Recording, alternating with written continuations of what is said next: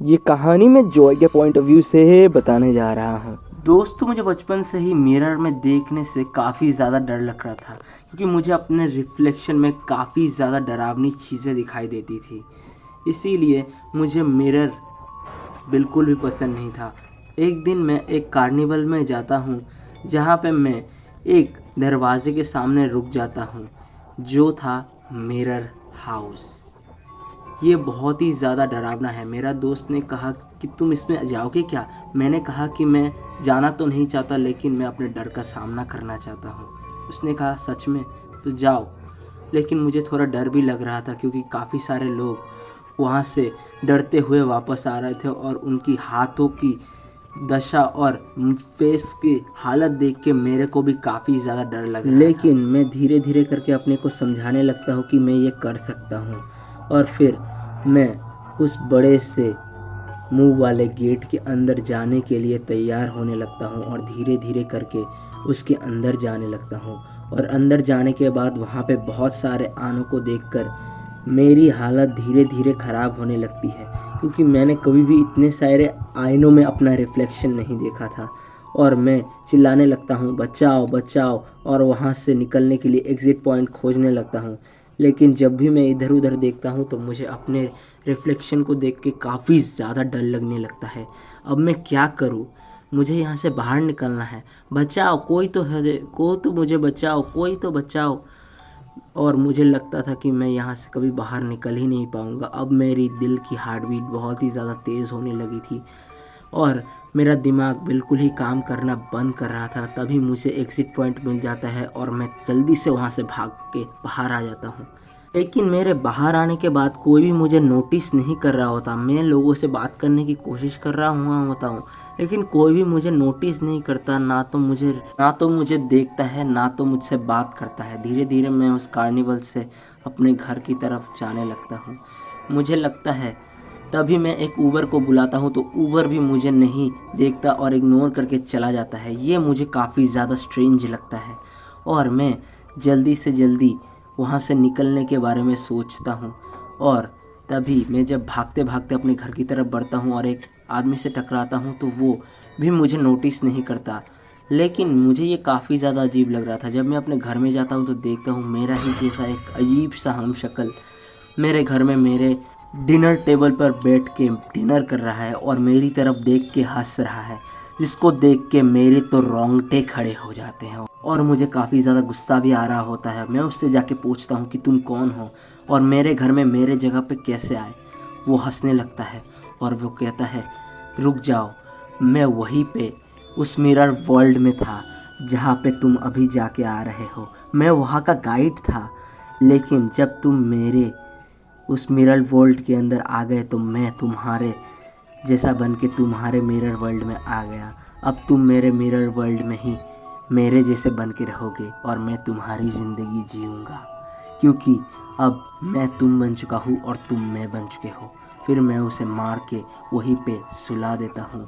और ये कहानी मैं आपको जॉय के पॉइंट ऑफ व्यू से बताने जा रहा हूँ। दोस्तों, मेरे पापा एक इंडियन अफसर हैं जो मिलिट्री कैंप में काम करते हैं। हम लोग वहाँ पे काम करते हैं और रहते हैं, जहाँ पे पहले ब्रिटिश के समय में बहुत सारे आतंकवादी हमले हुए थे और इस अपार्टमेंट में बहुत ही ज़्यादा डरावनी चीज़ें भी हुई हैं। हमें अपने घर में काफ़ी कुछ अजीब लगता है और जब हम मेरे पापा को ये सब बताते हैं तो वो हमें साइंस की मदद से सब कुछ समझा देते हैं। कुछ दिनों बाद हमें भी लगता है कि हम कुछ ज़्यादा ही सोच रहे थे। एक रात की बात है, जब मैं गेम खेलते खेलते सो गई थी, तभी मैं जब उठती हूँ तो देखती हूँ एक अजीब तरीके का ब्रिटिश आदमी। उसकी आंखें पूरी टेढ़ी हो चुकी है, मुंह पूरा टेढ़ा है और नूडल्स जैसे बाल और एक अधमरी सी बंदूक लिए वो खड़ा है, जो मुझे काफ़ी ज़्यादा डरावना लगता है और मुझे लगता है कि ये मुझे मार सकता है। जब वो गेट से बाहर निकलता है, मैं जल्दी से खिड़की से भाग के अपने पड़ोसियों को ये सारी चीज़ें बता देती हूँ। उनको मेरी बातों पे बिल्कुल भी विश्वास नहीं था, लेकिन मैं उन्हें रोक रही थी उधर जाने के लिए। उस रात के बाद हम लोग उस कैंप से बाहर निकल गए और एक दूसरे कैंप में जाके शिफ्ट हो गए। उस साल को बहुत दिन हो चुके हैं। मेरी माँ के अलावा कोई भी मेरी बातों पे विश्वास नहीं करता और 3 साल बाद फिर हमें उसी कैंप से एक खबर सुनाई देती है। एक फैमिली जो हमारे वाले अपार्टमेंट में ठहरे थे, एक 2 बच्चे और एक पति, उनको भी वही आदमी दिखाई देता है। बच्चों को लेके औरत तो भाग जाती है, लेकिन उसका पति वहीं पे पड़ा रहता है और वहीं पे हार्ट अटैक की वजह से उसकी मौत हो जाती है। इसके बाद से वो ब्रिटिश आदमी का आतंक और भी ज़्यादा बढ़ जाता है। अब वो आदमी पहले से ज़्यादा दिखाई देने लगा था। रात के समय गार्ड्स को वो कई बार दिखाई देता है, जो काफ़ी ज़्यादा डरा। कहानी मैं आपको टोनी के पॉइंट ऑफ व्यू से बताने जा रहा हूँ। दोस्तों, मेरी दादी एक कॉलेज में प्रोफेसर है, मेरी मॉम एक बिजनेस वूमेन है और मेरे पापा एक कॉरपोरेट कंपनी में काम करते हैं।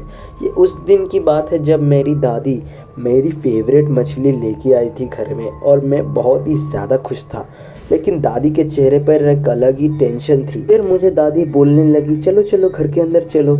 अलग ही प्रकार की टेंशन मुझे लग रही थी, दादी के सर पे मंडरा रही है। लेकिन तभी मेरे को मछली की एक सुगंध मिलने लगी। लेकिन मेरी दादी जब प्लेट में मछलियाँ रख रही थी और जब मेरी तरफ मुड़ रही थी, तभी उनको दिखा कि धीरे धीरे करके एक मछली का पीस गायब होता जा रहा है, जिसको देख के मैं और दादी दोनों ही डर गए। फिर मैंने और दादी ने अपनी आंखें मछली की प्लेट पे टिका दी। कुछ देर बाद हमें दिखता है कि एक काला गंदा सा हाथ आके एक मछली का पीस लेके जा रहा है। असामान्य बात तो ये थी, दादी ने मुझे कहा जल्दी से अंदर जाओ, लेकिन मैं वहाँ से हिल नहीं पाया और मैं रोने लग गया। ऐसा कैसे हो सकता है, क्योंकि हम लोग 5वें मंजिल पे रहते हैं और ये किसी इंसान का काम तो हो ही नहीं सकता। फिर से वो हाथ आता है और दादी पूछती है तुम्हें क्या चाहिए। वो हाथ इशारा करता है, मुझे मछली चाहिए। फिर दादी अपने चिमटे से मछली को उठा के उसके हाथों में देने वाली थी, लेकिन तभी उसने उनका हाथ, उस दानव का हाथ को उस तवे पे मार के जला दिया, जिसकी वजह से उसका हाथ जल गया और वो वहाँ से चला गया और हमने खिड़कियाँ बंद कर दी। लेकिन मैं वहीं पे बेहोश हो गया। मैं हॉस्पिटल में अपनी आंखें खोल के देखता हूँ कि मेरे मॉम, डैड और मेरी दादी रो रहे हैं। उस दिन मैं बेहोश होने के बाद मेरे मुंह से एक वाइट कलर का झाग निकल रहा था और मेरी आंखें उलट चुकी थी। मुझे मेरी दादी जल्दी से हॉस्पिटल लेके आई अपने पड़ोसियों को बुलाने के बाद। उसी रात मुझे सपना आया कि वही दानव मेरे बिस्तर में अपने हाथ को घुसाने ही वाला है, जिसको देख के मैं और डर